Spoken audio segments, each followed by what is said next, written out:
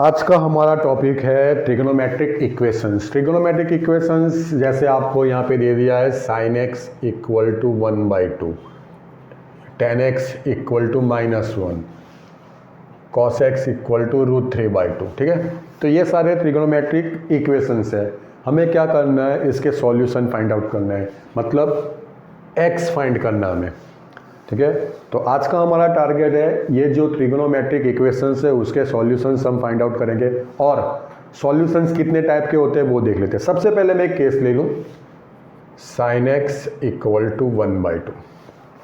ठीक है, तो सबसे पहले आप सोचोगे बहुत इजी क्वेश्चन है, x इक्वल टू आप यहाँ पे π/6 रख दो, तो sin π/6 आपको 1/2 वैल्यू मिल जाएगी। ठीक है, मतलब x इक्वल टू π/6 एक सॉल्यूशन हो गया। अब कोई बच्चा ऐसा बोलेगा कि सर जहाँ तक हम यूनिट सर्कल जानते हैं, जहाँ तक हम यूनिट सर्कल जानते हैं, और दूसरी प्रॉपर्टी हम ये भी जानते हैं कि sin 2nπ प्लस x वो हमें sin x ही देगा।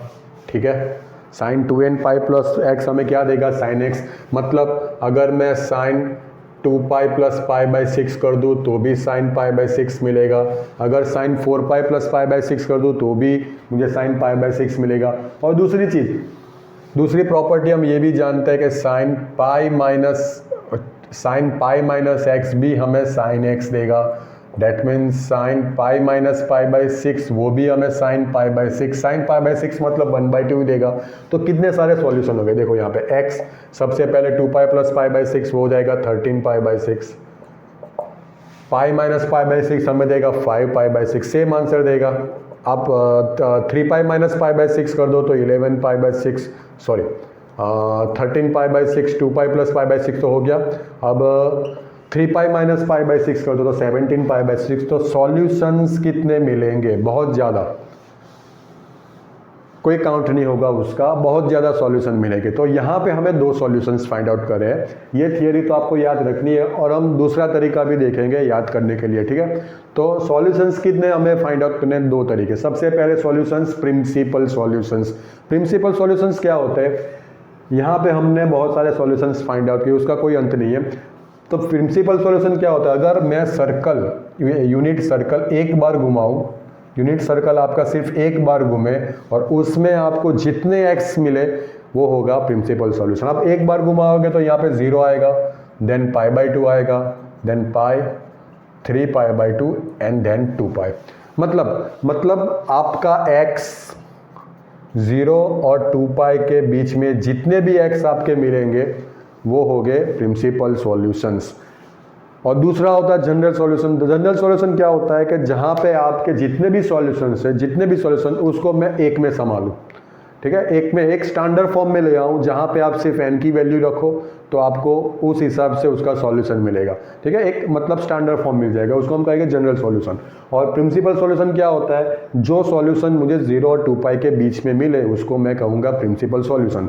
तो यहाँ की बात करें तो एक तो ये हो गया π/6, तो ये हो गया एक प्रिंसिपल सॉल्यूशन। ये 13π/6 हमें कहाँ से मिला, 2π प्लस π/6। ठीक है, 2π प्लस π, दैट मीन्स वो 2π के बाहर निकल गया। ठीक है, एक होता है π माइनस π/6, तो ये π माइनस π/6 क्या होता है, 5π/6, तो ये दूसरा सॉल्यूशन हो गया। ठीक है, और दूसरी चीज़ आपको ये याद रखनी है कि कोई भी फंक्शन आप ले लो, कोई भी function sin cos tan cot cos x है, कोई भी फंक्शन ले लो, उसके प्रिंसिपल सॉल्यूशन एक साथ में दो ही मिलेंगे। यहाँ पे दो मिल चुके हैं, दैट मीन्स अब दूसरा कोई प्रिंसिपल सॉल्यूशन नहीं होगा।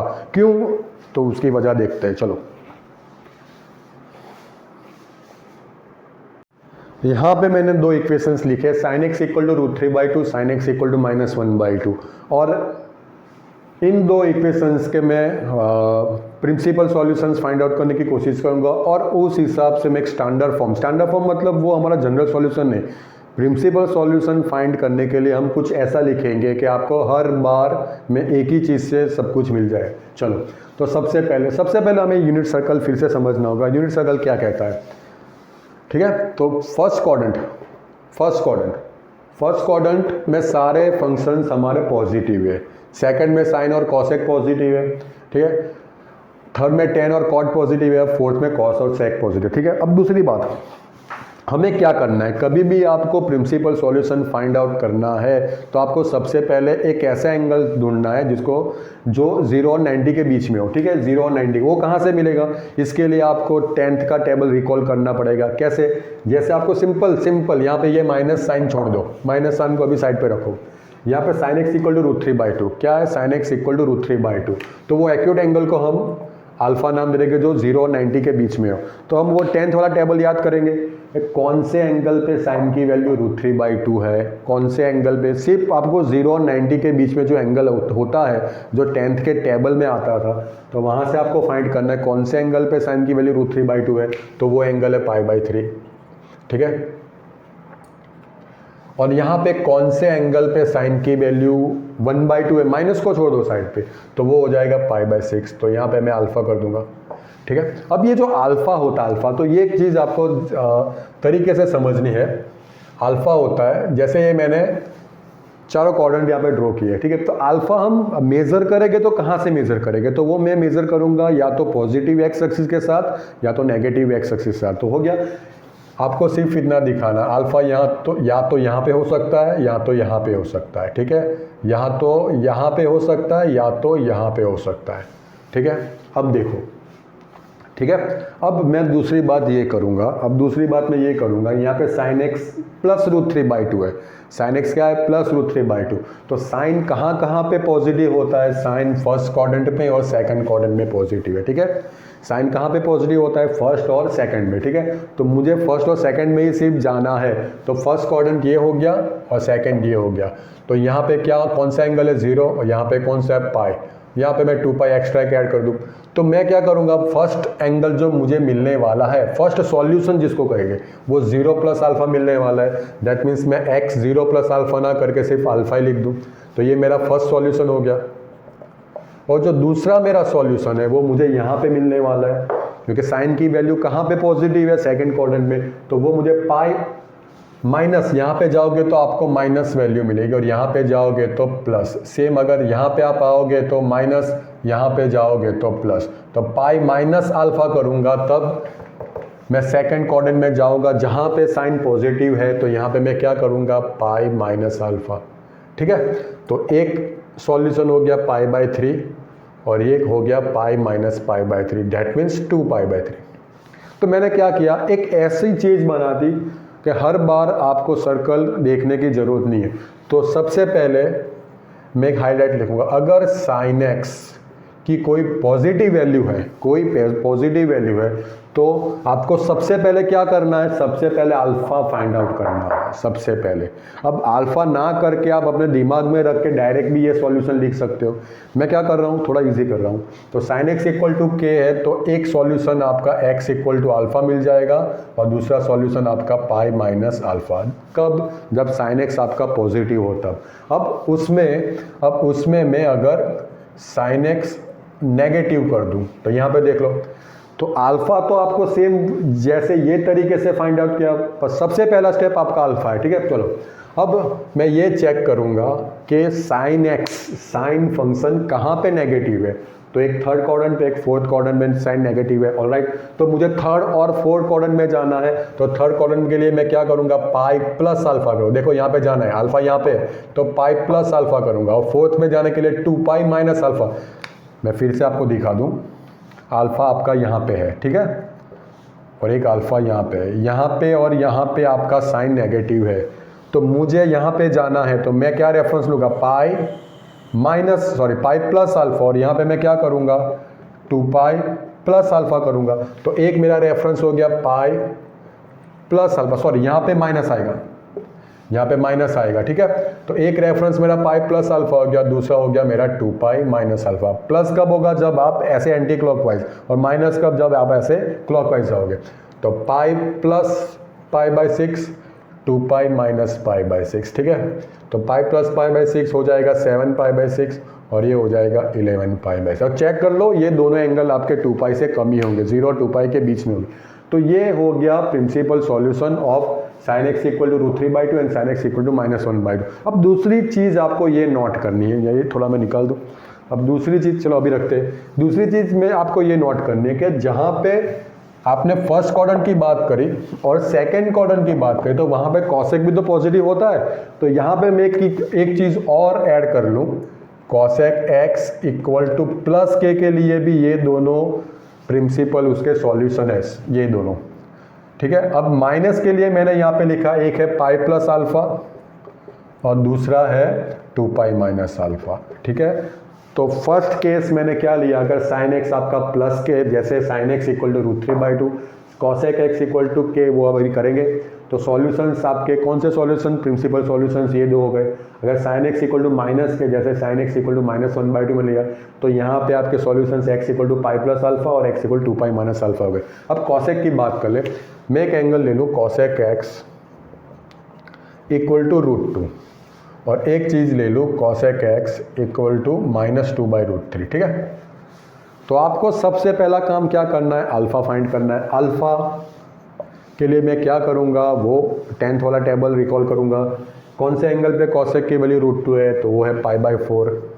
यहाँ पे कौन से एंगल पे कॉसेक की वैल्यू 2 माइनस को भी छोड़ दो, माइनस तो में ले जाएगा थर्ड और फोर्थ क्वाड्रेंट में, ठीक है। तो कौन से एंगल पे कॉसेक की वैल्यू 2/√3 है, वो एंगल है आपका π/3। ऑलराइट, तो सॉल्यूशन क्या होगा, एक हो जाएगा अल्फ़ा और एक हो जाएगा pi minus alpha, that means π/4 and pi minus π/4 मतलब 3π/4। तो ये दोनों कॉसेक इक्वल टू √2 के प्रिंसिपल सॉल्यूशंस। यहाँ पे सॉल्यूशंस क्या होगा, एक हो गया x equal to pi plus alpha, क्यों, क्योंकि नेगेटिव कहाँ पे मिलेगा, थर्ड और फोर्थ, और थर्ड में जाने के लिए मैं क्या करूँगा, पाई प्लस अल्फा, और फोर्थ में जाने के लिए 2 पाई माइनस अल्फा, ठीक है। तो pi plus π/3 and 2 pi minus π/3, that means 4 π/3 और यहाँ पे मिलेगा 5 π/3, ठीक है। तो ये साइन और कॉसेक की बात होगी। अब कॉस और सेक की बात कर ले। चलो कॉसेक्स की बात करने से पहले यहाँ पे दो केस में ले लूँ और इसका मैं सॉल्यूशन निकाल के यहाँ पे स्टैंडर्ड फॉर्म लिख दूंगा, ठीक है। चलो सबसे पहले मैं फाइंड आउट करूँगा अल्फ़ा। अब एक ही तरीका हम फॉलो करेंगे लास्ट तक। चलो तो सबसे पहले मैं अल्फ़ा, कौन से एंगल पे कॉस की वैल्यू 1/√2 है, तो वो है 45 मतलब π/4। यहाँ पे कौन से एंगल पे कॉस की वैल्यू 1/2, माइनस को अभी साइड पे रखो, माइनस हमें ले जाएगा जहाँ पे कॉस नेगेटिव है, ठीक है। मतलब कौन सा क्वाड्रेंट आएगा, वो सेकेंड एंड थर्ड, ऑलराइट। तो यहाँ पे कौन सा एंगल मिलेगा, 60 मतलब π/3। अब मैं यहाँ की बात कर लूँ तो आपको सिर्फ यहाँ पे देखना है कि कौन से क्वाड्रेंट में कॉस पॉजिटिव है। तो एक तो फर्स्ट क्वाड्रेंट हो गया और फोर्थ क्वाड्रेंट, मुझे फर्स्ट और फोर्थ में जाना है, ठीक है। तो एक रेफरेंस मेरा 0 प्लस अल्फ़ा को मैं 0 प्लस अल्फ़ा नहीं लिखूंगा, डायरेक्ट अल्फ़ा ही लिखूंगा, ठीक है। और दूसरा मतलब ये यहाँ पे फोर्थ में, तो वो हो गया 2 पाई माइनस अल्फ़ा, ठीक है, हो गया ये पार्ट। अब यहाँ की बात कर ले तो कौन से क्वाड्रेंट में कॉस नेगेटिव है, तो एक सेकंड हो गया और एक थर्ड हो गया। सेकंड में साइन और कॉसेक पॉजिटिव, थर्ड में टेन और कॉट पॉजिटिव, बाकी अदर्स फंक्शन नेगेटिव। तो सेकंड क्वाड्रेंट में जाने के लिए मैं क्या करूँगा, यहाँ पे पाई माइनस अल्फ़ा करूँगा और थर्ड में जाने के लिए पाई प्लस अल्फ़ा करूँगा। तो कौन कौन से मुझे सॉल्यूशन मिलेंगे, पाई माइनस अल्फ़ा और पाई प्लस अल्फ़ा। तो वो चीज़ मैं यहाँ पे लिख दूँ, अगर कॉस एक्स प्लस के, और साथ में कॉस के साथ कौन सा जुड़ जाएगा, सेक। जैसे यहाँ पे साइन के साथ कॉसेक जुड़ गया था, वैसे यहाँ पे कॉस के साथ कौन जुड़ जाएगा, सेक। तो एक सॉल्यूशन आपका होगा अल्फ़ा और दूसरा सॉल्यूशन होगा 2 पाई माइनस अल्फ़ा। अगर माइनस के हो, ठीक है, तो एक सॉल्यूशन हो जाएगा पाई माइनस अल्फ़ा और दूसरा सॉल्यूशन हो जाएगा पाई प्लस अल्फ़ा, ठीक है। तो यहाँ पे एक मिल जाएगा π/4 और दूसरा 2 पाई माइनस π/4 मतलब 7 π/4, ठीक है। यहाँ पे एक मिल जाएगा पाई माइनस π/3 दैट मीन्स 2 π/3 और दूसरा पाई प्लस π/3 मतलब 4 π/3, ठीक है। अब सेक एक्स वाला कोई केस ले ले, like sec x equal to मैं ले लूँ √2 and sec x equal to -2/√3, ठीक है। चलो तो कौन से एंगल पे सबसे पहले फाइंड करना है? सबसे बड़ी बात आज की याद रखनी है, सबसे पहले आपको अल्फ़ा फाइंड करना। अल्फ़ा मतलब 10th के टेबल में से, ठीक है, और वो रेडियन में। sec x रूट 2 कौन से एंगल पे मिलेगा? वो एंगल है π/4 मतलब 45, तो 45 का रेडियन हो गया π/4। अब कौन से एंगल पे sec की वैल्यू 2/√3 है? तो वो एंगल है 30 मतलब π/6, ठीक है। बस अब आपके पास फॉर्म रेडी है। तो यहाँ पे आएगा सबसे पहले x equal to alpha and x equal to 2π minus alpha मतलब π/4 एंड 2π माइनस π/4, तो ये हो जाएगा 7π/4। यहाँ पे x equal to pi minus alpha और x equal to pi plus alpha, that means pi minus π/6 वो होगा 5π/6 एंड पाई प्लस π/6, ठीक है। तो ये कॉस और सेक के प्रिंसिपल सॉल्यूशन से अब बात करेंगे tan और cot की। tan x की बात करेंगे तो tan x equal to 1/√3 tan x equal to -1, पहले ये समझ ले फिर स्टैंडर्ड फॉर्म लिख देंगे। चलो, तो सबसे पहले हमें फाइंड करना है अल्फ़ा। तो कौन से एंगल पे tan की वैल्यू 1/√3 है? वो एंगल है 30 मतलब π/6। अब कौन से एंगल पे tan की वैल्यू 1 है? बहुत ईजी बात है, 45 मतलब π/4। अब ध्यान रखो, tan पॉजिटिव आपको कहाँ पे मिलेगा? आपको tan पॉजिटिव कहाँ पे मिलेगा चेक कर लो। tan पॉजिटिव मुझे एक तो यहाँ पे मिलेगा first function all positive and third first quadrant all positive and third quadrant tan और cot मतलब tan पॉजिटिव। तो मुझे फर्स्ट और थर्ड में जाना है, तो यहाँ पे मैं 0 प्लस अल्फ़ा को मैं डायरेक्ट अल्फ़ा बोलूँगा, और दूसरा है पाई प्लस अल्फ़ा, दिख रहा है पाई, क्योंकि यहाँ पे स्टेशन क्या है आपका पाई, और प्लस अल्फ़ा आपको करना है। तो एक केस हो गया आपका x इक्वल टू अल्फ़ा और दूसरा हो गया पाई प्लस अल्फ़ा। कब? जब tan आपका पॉजिटिव। अब tan नेगेटिव हो तो कौन कौन से क्वाड्रेंट कवर करेगा? फर्स्ट और थर्ड को छोड़ दो तो सेकंड और फोर्थ होगा। अब सेकंड पे आपको जाना है तो मैं क्या करूँगा? पाई, क्योंकि स्टेशन पाई का है, पाई माइनस अल्फ़ा, और फोर्थ में जाना है तो मैं क्या करूँगा? 2π माइनस अल्फ़ा, ठीक है। तो यहाँ पे एक हो गया x equal to pi minus alpha और दूसरा हो गया 2π माइनस अल्फ़ा। तो यहाँ पे मैं हाईलाइट कर दूँ, अगर tan x आपका पॉजिटिव, और साथ में tan के साथ में क्या जोड़ दूंगा मैं? cot को भी, और cot x भी आपका पॉजिटिव हो, तो एक सॉल्यूशन आपका अल्फ़ा हो गया और एक सॉल्यूशन आपका हो गया पाई प्लस अल्फ़ा, ठीक है।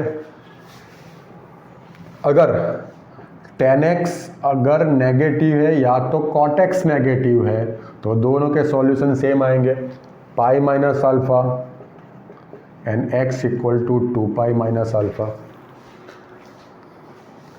ठीक है। तो अब यहाँ पे सिर्फ वैल्यू ही रखनी है, x यहाँ पे π/6 और यहाँ पे पाई प्लस π/6 मतलब 7π/6, यहाँ पे पाई माइनस π/4 मतलब 3π/4, यहाँ पे 2π माइनस π/4 मतलब 7π/4। अब cot के लिए बात कर ले, cot x equal to 1 and cot x equal to -√3। चलो इसको चेक कर ले। अब कौन से एंगल पे cot की वैल्यू 1 आएगी? वो है 45 मतलब π/4। कौन से एंगल पे cot की वैल्यू √3 आएगी? वो है 30 मतलब π/6, ठीक है। बस अब फॉर्म तो रेडी अपना। तो x इक्वल टू अल्फ़ा मतलब π/4, x equal to pi plus alpha, क्यों? क्योंकि cot यहाँ पे पॉजिटिव है, तो पाई प्लस अल्फ़ा मतलब पाई प्लस π/4 मतलब 5π/4। यहाँ की बात कर ले तो x equal to pi minus alpha and x equal to 2π minus alpha. Check कर लो, x cot कौन से क्वाड्रेंट में नेगेटिव है? सेकेंड एंड फोर्थ, तो ये पाई माइनस अल्फ़ा सेकेंड में ले गया देखो, और 2π माइनस अल्फ़ा फोर्थ में ले गया। तो पाई माइनस अल्फ़ा मतलब पाई माइनस π/6 एंड 2π माइनस π/6, ठीक है। तो ये हो जाएगा 5π/6 और ये हो जाएगा 11π/6। तो यहाँ पे मैंने tan और cot की पॉजिटिव नेगेटिव और सारे फंक्शन की पॉजिटिव नेगेटिव बात कर ली, और सारे फंक्शंस के मैंने प्रिंसिपल सॉल्यूशंस भी यहाँ पे एक फॉर्म बना के दे दिए। अब मैं बात करूँगा जनरल सॉल्यूशन, ठीक है। जनरल सॉल्यूशन की बात करें, जनरल सॉल्यूशन वो होता है जहाँ पे मतलब आपने देखा sin x इक्वल टू 1/2, तो x के बहुत सारे सॉल्यूशंस मिलेंगे, π/6, पाई माइनस π/6, 2π प्लस π/6 चलता रहेगा। तो एक ऐसा सॉल्यूशन जहाँ पे सारे सॉल्यूशंस को आप एक साथ रख लें, ठीक है। ऑलराइट, तो जनरल सॉल्यूशन मैं 3 सॉल्यूशंस आपको फाइंड करके दूंगा, साइन एक्स का, कॉस एक्स का और टेन एक्स। अगर आपको साइन एक्स का सॉल्यूशन पता है तो कॉस एक्स का आप आराम से फाइंड आउट कर सकते हैं, वो दिखाएंगे, सब दिखाएंगे, और अप्लाई कैसे करेंगे वो भी देख लेंगे। सबसे पहले तो जनरल सॉल्यूशन में क्या, आपको सिर्फ ये याद रखना है, आपको सिर्फ ये याद रखना है, उसमें ज़्यादा कोई कैलकुलेशन नहीं करनी है, सिर्फ आपको प्रिंसिपल सॉल्यूशन करना है। Like sine x equal to 1/2। चलो तो इसके सॉल्यूशंस अब मैं डायरेक्ट लिखूंगा, एक मिलेगा π/6 और एक π-π/6, ठीक है। कैसे किया तो आगे मैंने दिखा दिया, ठीक है। तो अब ये दोनों मेरे क्या है, प्रिंसिपल सॉल्यूशंस है। तो मुझे क्या करना है, दोनों में से जो छोटा एंगल है वो मुझे यहाँ पे y की जगह पे रख देना है, मतलब nπ + -1/n π/6 n belongs to z, that's it. ये हो गया आपका जनरल सॉल्यूशन। अब बात कर लो नेगेटिव की, जैसे sin x इक्वल टू -1/√2, तो अल्फा आपको क्या मिलेगा, π/4। अल्फा माइनस की बात करें तो एक होगा π + अल्फा, मतलब x इक्वल टू π + π/4, और दूसरा 2π - अल्फा, दैट मीन्स 2π - π/4। तो ये दोनों क्या हो गए, प्रिंसिपल सॉल्यूशंस। तो π + π/4 5π/4 देगा, एंड ये आपको देगा 7π/4। तो मैंने क्या बोला, जो छोटा एंगल है वो पकड़ लो, तो सॉल्यूशन क्या होगा, x equal to nπ + -1/n 5π/4। यहाँ पे वैल्यू रख दो, ठीक है, n belongs to z। Alright, अब बात कर ले, मैंने बोला कि अगर साइन का आपको सॉल्यूशन मालूम है तो कॉसेक भी फाइंड आउट करो। कॉसेक में क्या है, कॉसेक साइन का उल्टा तो होता है। मान लो आपको कॉसेक x दे दिया है 2, तो कॉसेक x मतलब साइन x 1/2 हो गया ना, दैट्स इट। मान लो आपको कॉसेक x दे दिया है -√2, तो कॉसेक x पे से आप साइन x फाइंड आउट करो, कॉसेक x पे से आप साइन x फाइंड आउट कर लो, बाद में की स्टोरी यही है। अब हम करेंगे प्रूव। चलो सबसे पहले, और एक चीज़ आपको प्रूव करना, ये डिस्क्राइब करना मे भी सिलेबस में ना भी हो, इम्पोर्टेंट भी नहीं है, मगर बात वही करेंगे, एक तो डिटेल में जाने की, और दूसरी बात कि अगर आप ये भूल गए और आपको ये डिस्क्राइब करना, प्रूव करना आता हो, तो मे बी आपको ये हेल्प कर सके, ठीक है। चलो तो सबसे पहले sine x equal to sine y आपको दिया हुआ है, साइन y को आप यहाँ पे शिफ्ट कर दो, तो sine x minus sine y equal to 0 हो जाएगा। अब ये आपको क्या दिखता है, s माइनस s आपको क्या देगा, 2cs मतलब 2 cos x + y/2 sin x - y/2, मतलब 2 cos x + y/2 sin x - y/2, ठीक है, इक्वल टू 0। अब अगर आपके पास ए बी इक्वल टू 0 है, तो या तो a इक्वल टू 0 होगा, या तो b इक्वल टू 0, या तो दोनों 0 होंगे, ठीक है। छोटा लिखा है मगर फिर भी a b इक्वल टू 0, या तो a इक्वल टू 0 होगा, या तो b इक्वल टू 0, या तो दोनों 0। यहाँ पे सबसे पहले 2 कोई किसी भी हाल में 0 नहीं होगा, क्यों, क्योंकि 2 खुद नंबर है। तो बचे दो function, cos x + y/2 equal to 0 और sin x - y/2 equal to 0, ठीक है। अब ये मैं निकाल दूं, ठीक है। अब sin x इक्वल टू 0 है, तो x क्या मिलेगा, nπ n belongs to z, ठीक है। ये तो सबसे बड़ी बात याद रखनी है आपको, जो मैं शुरुआत से, जब भी ये चैप्टर मैंने स्टार्ट किया तब से ये मैंने आपको कहा है। अब cos x इक्वल टू 0 है, तो x आपको क्या मिलेगा, 2n + 1 π/2 n belongs to z। तो यहाँ पे x की जगह पे क्या है, x + y/2, वो हमें क्या देगा, वहाँ पे अगर आपको नया दिखाई दे तो यहाँ पे मैंने लिखा है 2n + 1 π/2, और यहाँ पे क्या देगा, x - y/2 is equal to nπ, ठीक है। ओके चलो, अब यहाँ पे 2 कट हो जाएगा, तो x + y is equal to 2n + 1 π हो जाएगा।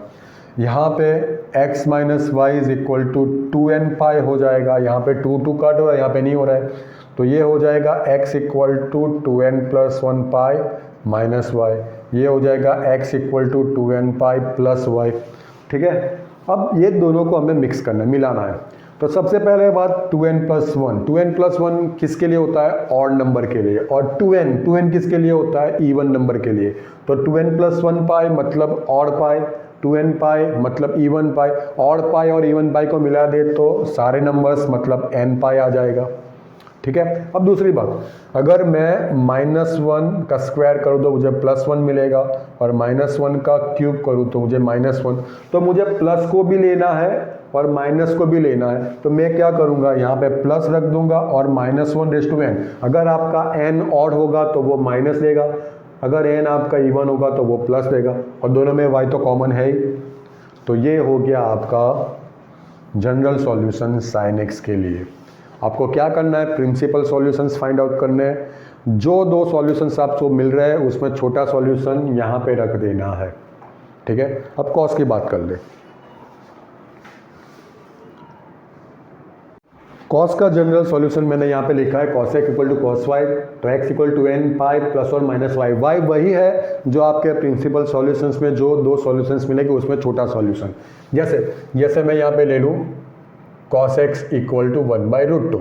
ठीक है, तो कौन से एंगल पे cos की वैल्यू 1/√2 होगी? π/4। तो एक सॉल्यूशन हो गया आपका x इक्वल टू π/4, और दूसरा पॉजिटिव, दैट मीन्स 2π माइनस π/4। देखो यहाँ पे, तो ये हो जाएगा 2π माइनस π/4, मतलब ये होगा 7π/4। तो ये वाला सॉल्यूशन छोटा है तो उसको उठा के आप यहाँ पे रख दो, तो वो क्या देगा? x equal to 2n pi plus minus y n belongs to z। मतलब y की जगह पे क्या रखना है आपको? π/4। ऑलराइट, अब नेगेटिव की भी बात कर ले। जैसे cos x इक्वल टू -1/2, तो कौन सा एंगल होगा? अल्फा π/3 होगा। ठीक है, अल्फा कौन सा होगा? π/3। अब नेगेटिव कब होगा? x equal to pi minus alpha, तो एक होगा x equal to pi minus π/3 मतलब 2π/3, और दूसरा होगा x equal to pi plus π/3 मतलब 4π/3। ठीक है, हो गया। तो जो छोटा एंगल है वो हमें पकड़ना है और ये सॉल्यूशन में रख दो। तो x equal to 2n pi plus minus y 2π/3। ठीक है, n बिलोंग्स टू z। अब अगर आपको बात करनी है sec की, तो जैसे cosec को मैंने साइन में कन्वर्ट किया था, तो यहाँ पे cos x इक्वल टू 1/√2 कब आएगा? जब sec x इक्वल टू √2 होगा। ठीक है, तो मानो आपको sec x इक्वल टू √2 दिया है तो आपको सिर्फ उसको cos में कन्वर्ट करना है, बाकी स्टोरी सेम रखनी है। जैसे cos x equal to 1/2 minus 1/2 कब आएगा? जब sec x आपका -2 होगा तब। ठीक है, तो sec x इक्वल टू +2 होगा तो आपको cos x इक्वल टू +1/2। बाद में आपको प्रिंसिपल सॉल्यूशंस फाइंड आउट करने हैं, जो छोटा सॉल्यूशन है उसको यहाँ पे रख दो। ठीक है, मतलब sec के लिए स्पेशल कोई सॉल्यूशन नहीं, आपको cos में ही जाना होगा। ठीक है, चलो अब इसको प्रूव करेंगे। तो cos x equal to cos y से स्टार्ट करें, मतलब cos x minus cos y equal to 0। c minus c आपको क्या देगा? -2ss, मतलब -2 sin x plus y/2 into sine x minus y/2। तो ये होगा -2 sin x plus y/2 sin x minus y/2 equal to 0। Alright, अभी मैंने बताया -2 किसी भी हाल में 0 नहीं होगा, तो आपके पास दो फंक्शन बच जाता है, sin x plus y/2 equal to 0 और sin x minus y/2 equal to 0। अब sin कब 0 होगा वो भी मैंने लिखाया था। बेसिकली ये सारी बातें आपको अभी याद होनी चाहिए। ठीक है, तो x क्या हो जाएगा यहाँ पे? n pi, n belongs to z, तो यहाँ पे वही अप्लाई कर दे, x plus y/2 is equal to n pi. Same x, यहाँ पे x को कौन रिप्लेस कर रहा है? x प्लस y/2, और यहाँ पे x minus y/2 is equal to n pi. कब? जब 0 होगा तब। ठीक है, तो x plus y is equal to 2n pi and x minus y is equal to 2n pi. तो x हो जाएगा 2n पाई माइनस y और यहाँ पे x equal to 2n pi plus y। ठीक है। अब दोनों को आप साथ में मिला दो तो यहाँ पे सिर्फ एक ही चेंज है माइनस और प्लस का, तो साथ में मिला दे तो क्या हो जाएगा 2n pi plus minus y n belongs to z। ठीक है। अब बात कर ले tan और cot की। tan का सॉल्यूशन मैंने लिखा है tan x equal to tan y, तो x equal to n pi plus y. यहाँ पे आपको सिर्फ एक tan कभी डिफाइन नहीं होगा, tan कभी डिफाइन नहीं होगा जब x उसका पाई बाई 2 के फॉर्म है, लाइक tan पाई बाई 2। ठीक है। tan 3 पाई बाई 2 वो आपको क्या, tan पाई बाई 2 मतलब sin pi by 2 upon cos pi by 2, cos pi by 2 zero हो जाएगा तो वो डिफाइन नहीं होगा। मतलब यहाँ पे x और y आपके 2n प्लस 1 पाई बाई 2 के फॉर्म में नहीं होने चाहिए, बस यही एक चीज़ आपको याद रखनी है। ऑलराइट, चलो अब एक केस ले लें, जैसे tan x इक्वल टू 1। अब कौन से एंगल पे tan की वैल्यू 1 हो रही है, pi by 4, that means alpha pi by 4, तो एक हो जाएगा x equal to pi by 4 और दूसरा हो जाएगा कहाँ पे, दूसरा है pi plus alpha, that means pi plus pi by 4, तो वो हमें देगा 5 पाई बाई 4। मैंने क्या बोला, छोटा एंगल आपको पकड़ना है और इसको यहाँ पे रख देना, यहाँ पे मतलब y में, x में मत रख देना, x को समझ के। ठीक है। तो x equal to n pi plus y मतलब pi by 4, n belongs to z। ठीक है। या तो फिर आप एक काम करो, आप यहाँ पे जो x मेंशन कर रहे हो वो y मेंशन कर दो पहले से ही। ठीक है। अब tan x इक्वल टू मैं ले लूँ -1/√3। ठीक है। तो अल्फा क्या होगा यहाँ पे, पाई बाई 6 होगा, तो एक आपको मिल जाएगा, अगर नेगेटिव है तो एक होगा पाई minus alpha, that means pi minus pi by 6 मतलब 5 पाई बाई 6, और दूसरा होगा पाई प्लस अल्फा।